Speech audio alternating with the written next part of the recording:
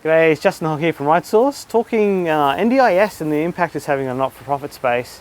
Now, I've done a few videos in the past regarding the impact the NDIS has had and the change that's required not-for-profits to go through. What we're starting to see now, and what we're going to talk about in the next couple of videos, is the NDIS has been around for a while now. Most not-for-profits have started to move through, not necessarily to the end of their journey of that change, but they're definitely moving through the change and they're adapting to the NDIS. And now there's some new challenges that are sort of popping up because of that adaptation of the NDIS. Now the first one I wanted to talk to you about, and which we'll do on the video today, is talking to you about how the NDIS has, in a lot of not-for-profits, caused there to be quite a quick growth of that organisation. So we're talking organisations that have gone from a turnover of 1 million to 10 million, or 25 million to 50 million. So this is not small growth, and it's not it's very rapid growth. In 2 or 3 years they've gone from that size. So with that type of rapid growth, organisations will need to evolve, and there are definitely challenges that this presents from a governance aspect of the organisation. The first one is a board. So if you look at a board and what they do in an organisation where it's turning over about $1 million to one that's turning over, say, 10 or even $20 million, the roles are very different.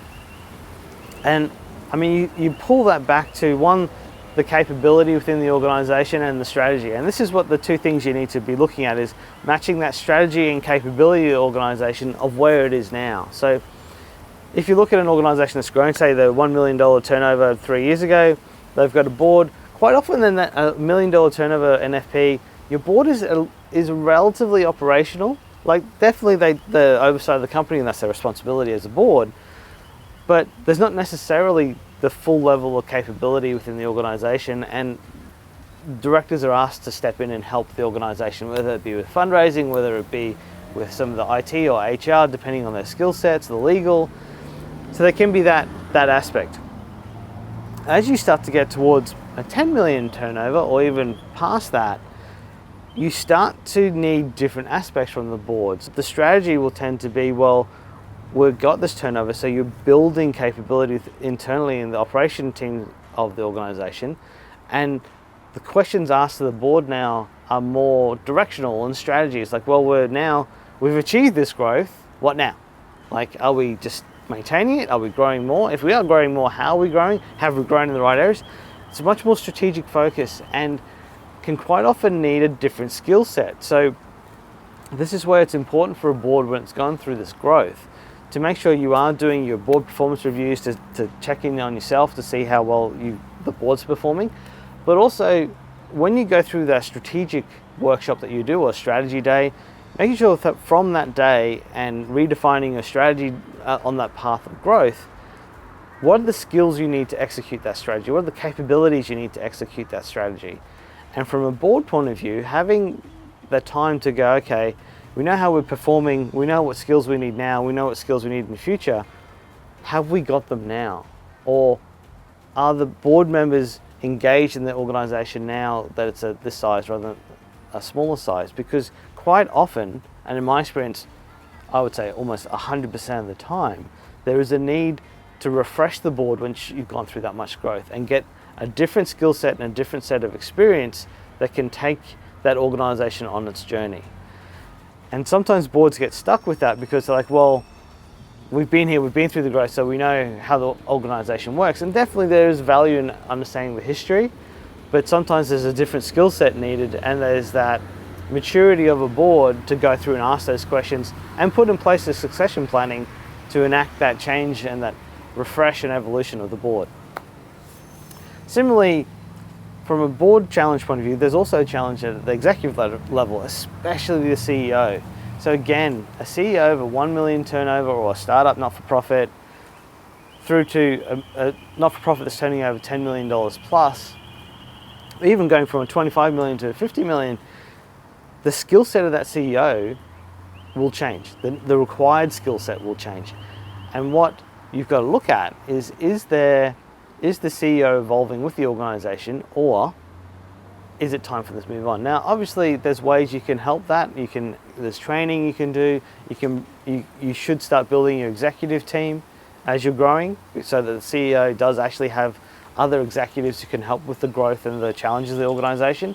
And even saying that, particular CEOs will be good at growing an executive team, others will not. Some CEOs are great at that startup, at that entrepreneurial, that hard slog. In terms of, then the controlled growth going forward, that's quite often a different skill set. And again, I would not necessarily say that just because you have experience as a CEO that you can do both. So again, it's looking at that capability in the organization. Have you grown the team? Have the team grown in the right spots to allow you to at least service the growth that you've had and not fall backwards? But also then, again, does it fall in line with the strategy? Do you have the capability there to put into practice to execute your strategy? Because it quite often will have changed with that growth.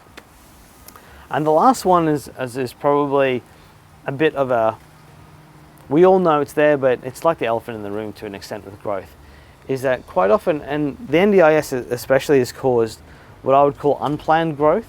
It's like there's been opportunities there that organizations have been able to take.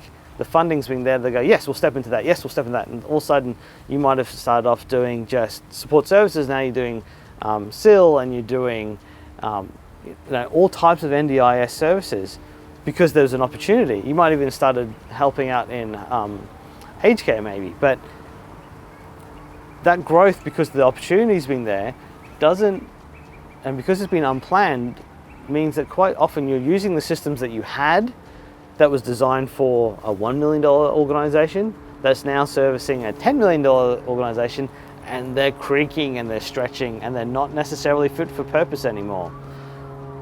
And obviously, to start looking at that will then be, obviously there's some cost involved in upgrading systems or making sure systems are fit for purpose. But what I encourage organizations to do that have gone through that growth is, if you want to even just maintain your growth, you need to go back and look at these systems and how you're working, the capability again of the organization, because they will start to hamper your growth. And even in some cases where you've grown beyond your systems, they could undermine the entire organizations because they're not servicing, they're not providing you the information you need or making sure the compliance is ticked that you need. So that's also another very important fact. So for organizations that have grown very quickly through the NDIS, the takeaways I would have is, next strategy, make sure you update your strategy, understand where you're going. Are you maintaining, are you continuing to grow, and get that strategy clear. From that strategy, identify the skills and capabilities your organization needs to achieve that strategy. And then once you understand that, see what you actually have and work out a transition plan on how to go from what you have to what you need to be a successful, not-for-profit organization in the NDIS. And that's really it for the first video. I'm going to do another video after this on another challenge that we have in the NDIS space for the not-for-profits, but definitely check that out. They'll be on the YouTube site. There's a whole heap of other videos there on governance in the not-for-profit space, worthwhile having a look. Otherwise, that's it for today. Thank you for your time. It's Justin Hogg from RightSource.